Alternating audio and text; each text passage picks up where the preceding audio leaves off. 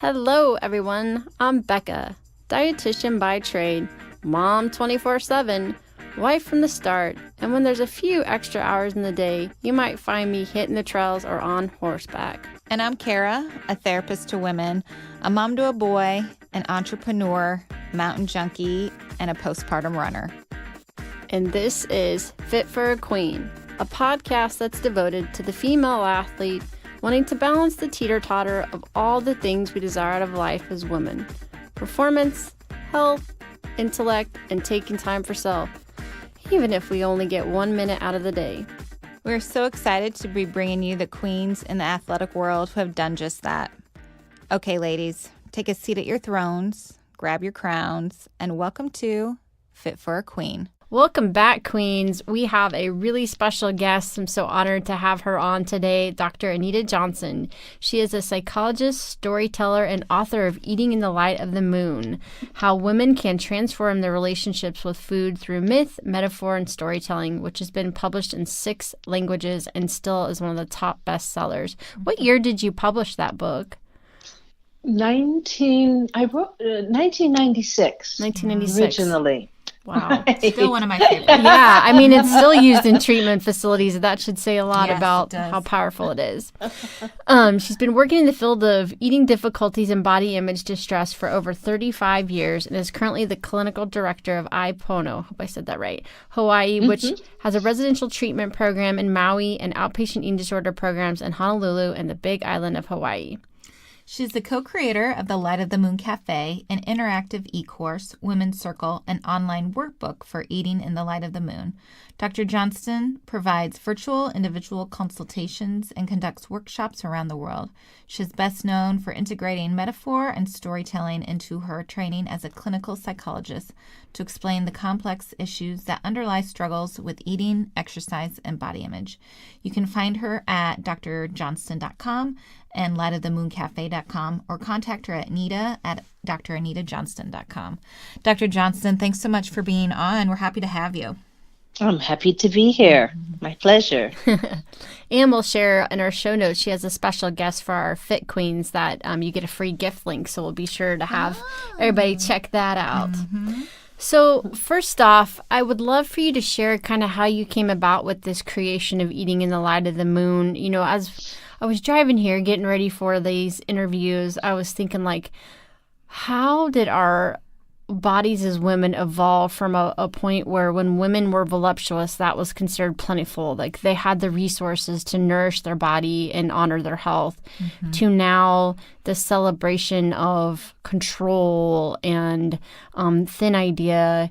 And your book does such a great job of kind of putting it in that poetic wisdom. Can you kind of share how you evolved to create that? Well, it all started because I was curious too. These are the exact same questions I was asking myself way back when, and honestly continue to ask myself because it's still a mystery to be solved. But I have some ideas about it. And one of the things that I've noticed is that as a culture, we have overvalued certain concepts and undervalued others. For example, as a culture, we value being logical and linear and goal and achievement oriented, right? Yes. Over our emotions, our intuitions, or our instincts. And in many cultures and in the Jungian tradition, these two different ways of being are called the masculine and the feminine. And it's not gender oriented. In the Jungian tradition, they use those terms because these are aspects of all of us, regardless if we're male, female, or whatever gender we identify as. They show up in all of us as a duality. We all have a part of ourselves that is logical and achievement-oriented and goal-oriented. And then we also have a part of ourselves that values being in the moment and aesthetics and being rather than doing, right? But as a culture, the masculine principle has been overvalued, right? And the feminine principle undervalued. Mm-hmm. So then when you look at, okay, so then how does that affect those that are in the body of a female. Well, what happens is then we internalize these ideas, and so then we try to treat our bodies that way, right? It's like, it's like you're never strong enough or never fast enough, or how many of these, rather than really appreciating the experience of being strong, right? Of the experience of the wind blowing through your hair when you're running, rather than how far you ran.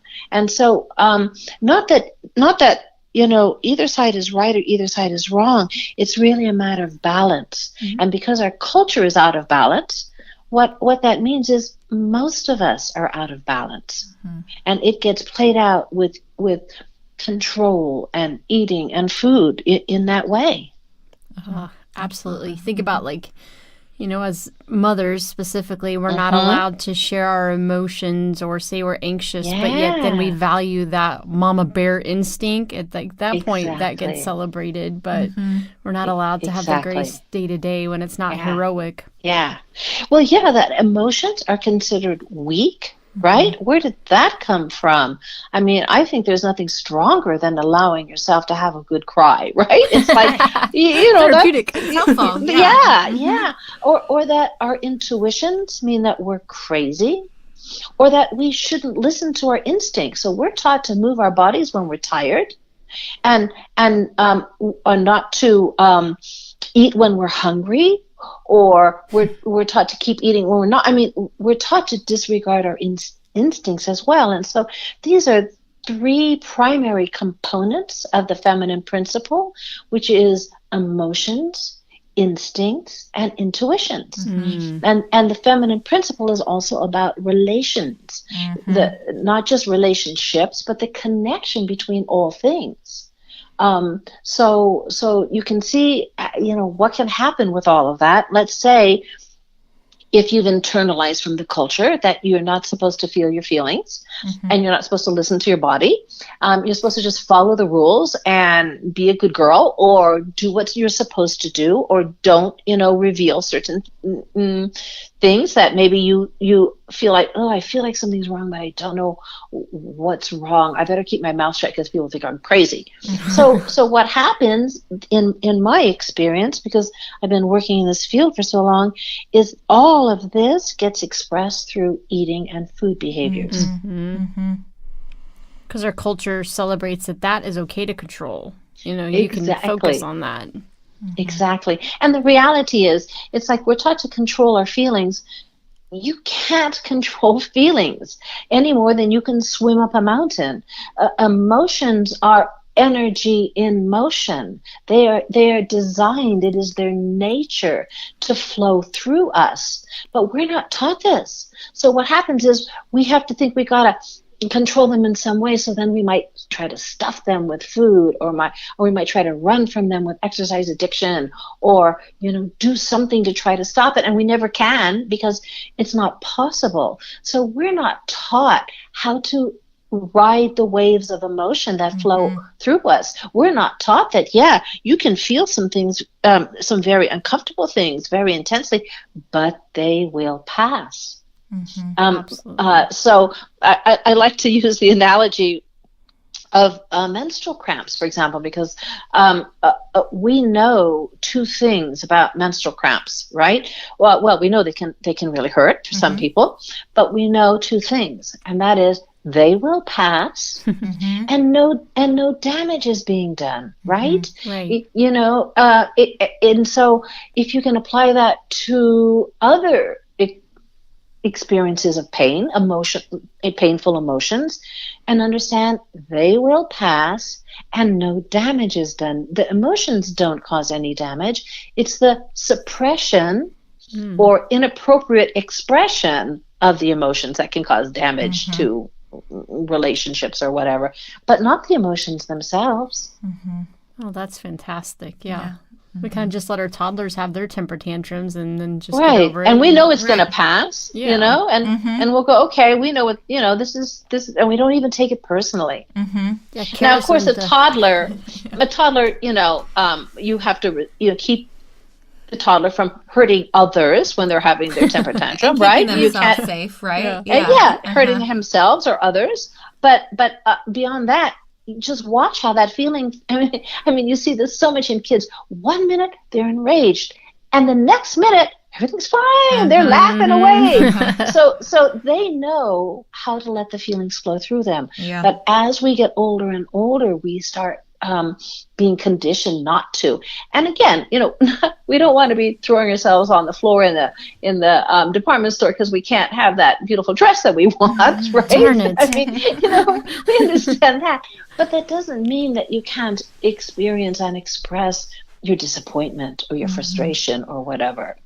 And when we think that we have to control our emotions, what happens is we turn to trying to control food. That gives us the illusion that we're in control. And that's all it is an illusion. Where did you come about with such a storytelling voice? Do you have a background in like writing or anything? Well, actually, no. I am Chamorro, which are the indigenous people of Guam. So I grew up on the island of Guam, and I lived there until I was a junior in college. And it's a very multicultural, multi-ethnic family and community that I grew up in. And a lot of things were taught through storytelling. And so I didn't even really realize this until then when I was raising my two daughters. They're now grown, but when they were younger, they went to Waldorf schools. And everything in Waldorf schools is taught in story form. So they would come home with stories about, today we learned about Prince division and Prince multiplication. And I went, how clever is that? I think I might have known my time. Well, I might even know my times tables if I had learned them that way, right? And so I at the same time, I was had a private practice working with women with eating disorders, and I started realizing how stories were being used to teach some very complex concepts. And so, since eating disorders, they're complicated, I thought, this could be a way that I could help explain things in a way that could be understood. And so so in part, it came natural to me because I kind of grew up that way. But then I started recognizing how stories could be intentional, how there were healing stories. And now we have the neuroscience that tells us exactly what's going on in the brain when we are understanding the metaphoric language of the stories and we get an insight from them. And what happens really is there's a little part of your brain right above your right ear. It's called the anterior superior temporal gyrus. And when you have that aha moment that comes from like the stories or the metaphors, it shoots off a blast of gamma waves, which is the highest electrical frequency in the brain. And it actually creates new neural pathways between things that previously had seemed unrelated. Isn't that cool? Neuro nerd out. Love it. So that's what happened in my brain when you were talking about the menstrual cycle and using that as a metaphor. Feelings. I had you have a new pathway. And so I used to call that, before I knew the neuroscience behind it, I called that the lights going off in someone's eyes because I could it looked like a light coming on. And so now I realize, that's like the flash of energy in the anterior superior temporal gyrus. But what happens is that, honestly, recovering from an eating disorder or disordered eating or diet mentality or body image distress, whatever it is, it can be really hard work. And especially because you're dealing with uncomfortable, even painful emotions. And so what I found is that any way that you can bring light to the matter, whether in terms of illumination, where you can see things more clearly, or in terms of levity, which is when things lighten up and feel lighter, that's a good thing. And so I started working with metaphor to help people understand these connections that weren't very clear in the beginning, but also because it could actually make the recovery process fun. And because it takes you to a place of understanding the deeper meaning behind the struggle. And when you can get to the meaning, go, oh, no wonder I can't stop eating those chips, or no wonder, it's very freeing. Because it takes the place of what often is the fundamental belief that, oh, there's something wrong with me. There must be something wrong with me. I know I should know better. And all these, kind of mean things we say to each other, to ourselves, not to each other, to ourselves. And then if you can get to that place of aha, it's like it's a very different experience. So right. I can share with you and your listeners a little bit about how to do this so they can do it for themselves. Yes, please. Yeah. Okay, so you have to use your imagination a little bit. But imagine that you have two tanks, and we're going to call them tank A and tank B. And tank A is the tank you fill when you need physical nourishment, and you fill it with food. Tank B is the tank you fill when you need emotional or spiritual nourishment, and you fill it with things like attention or affection or appreciation or acknowledgement or meditation or prayer and so on, right? These are all non-visible, non-physical things. But what happens for many of us is we get it all confused and we think there's just one tank. So before we know it, tank A is full and overflowing and we're still hungry. Or we don't even want to get near tank A because it seems like the bottomless pit. And so what has to happen is you have to tease the two tanks apart. And the way you do this is through intero or proprioceptive awareness, which is basically body awareness of finding your hunger and satiety cues, right? Learning what that feels like. And it's a physical sensation in the body, a contraction or an expansion or a heaviness, a lightness, a roughness, a smoothness, a hollowness, a density, some kind of physical signal in your body that tells you you're hungry, and you also have a signal that tells you when you're full. But we've been taught to disregard that for the most part. And so we think that feeling like having pizza is a hunger signal. And it's not, because it's not a physical sensation. So once a person can learn that, and that's how they can tease out tank A, and so they know that if there's a physical sensation present, that's your signal that it's tank A that needs to be filled, or it's tank A that is already full. But what happens then is that you're reaching for the pizza and you've learned how to, sort this down, and you check in and you go, oh, not a hunger signal in sight, but I still want to eat that pizza. Right? Ever been there, right? We all know this experience.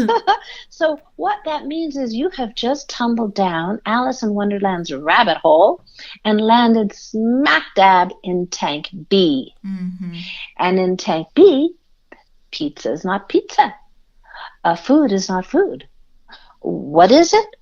It's a concrete physical symbol of another kind of hunger that you're experiencing and may not even know about, right? Because it's invisible, it's non-physical, but yet there it is. And so the question to ask yourself at that point is, we're back to the feelings.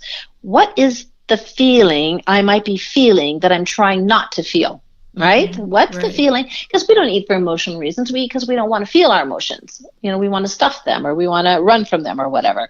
So what might the feeling be that I'm trying not to feel? And then you do a scan of your day and you think about, oh, maybe I'm still ticked off at the jerk who cut me off on the freeway, or maybe I'm worried about this upcoming parent-teacher meeting, or maybe I'm concerned about something that my boss said, or maybe I'm annoyed with my husband for not doing what he said he was going to do, or whatever. You look to see if there's a feeling that you're trying not to feel.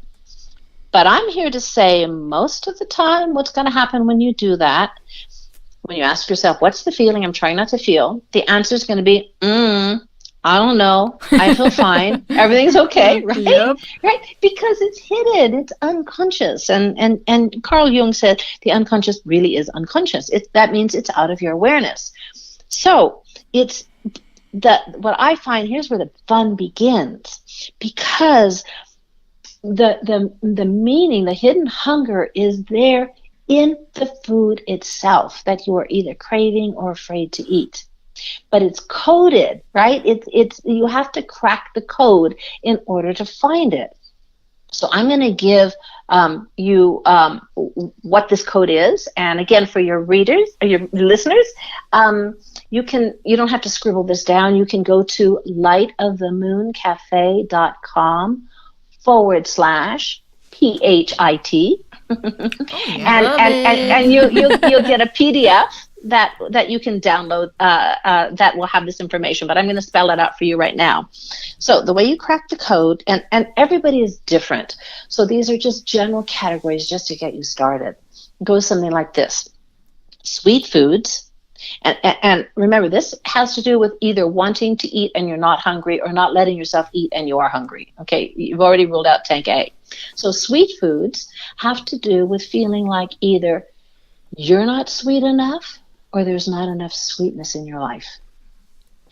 Crunchy, salty foods typically are connected to unrest, frustration, and anger. Warm foods like soups and stews are often connected to a craving for emotional warmth. Spicy foods, a fear or an urge for spicy foods, typically has to do with a desire or fear of excitement, stimulation, and change. And chocolate, we know this from Valentine's Day, right? Sex and romance. Woohoo! Oh, wait. So I'll give you an example. So I had this one client, and she was struggling with bulimia.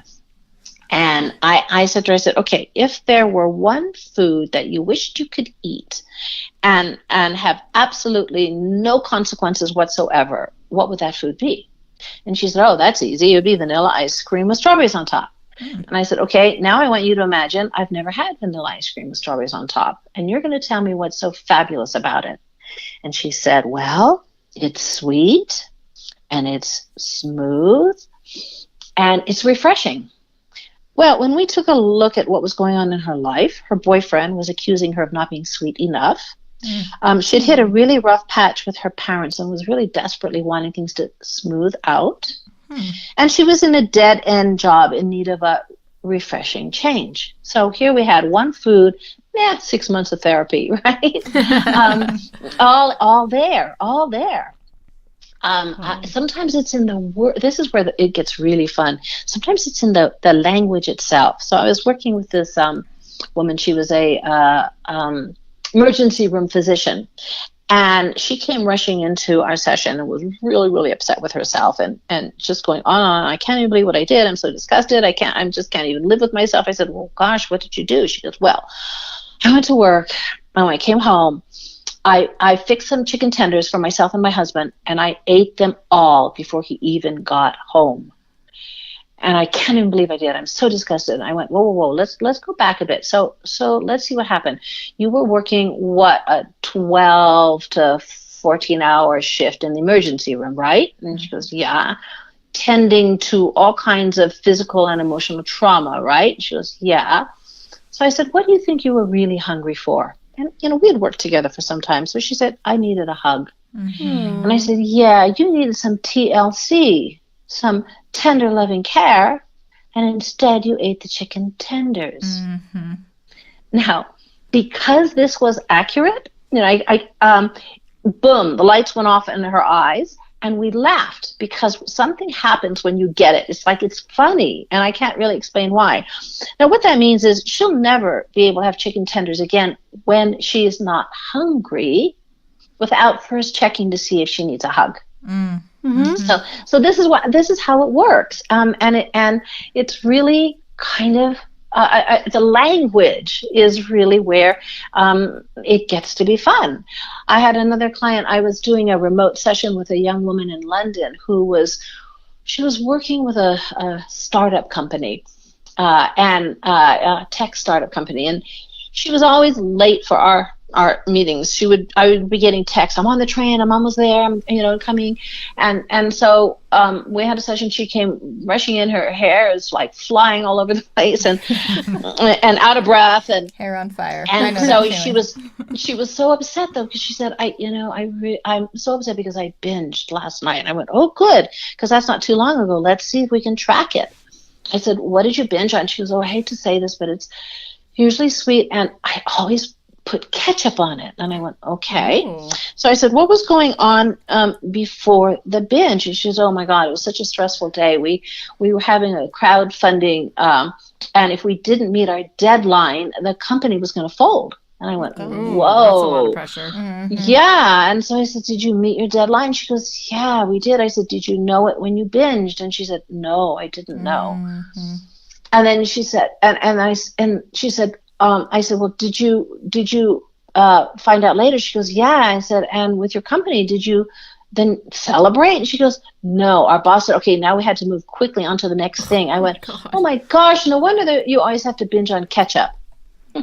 Yeah. Oh, always catching up. Can you see? Oh my gosh. So that's what I'm saying is like you can actually have fun with the discovery process. It doesn't have to be this, crawling over cut glass on your bare knees experience. Another good metaphor right there. Well, really, Eating in the Light of the Moon is such a beautiful book and a beautiful way to learn about those aha moments. So thank you so much for being on, Dr. Johnston. We love to ask our interviewees how they live out the Phit philosophy in their lives. So how do you balance performance, health, intellect, and taking time for yourself?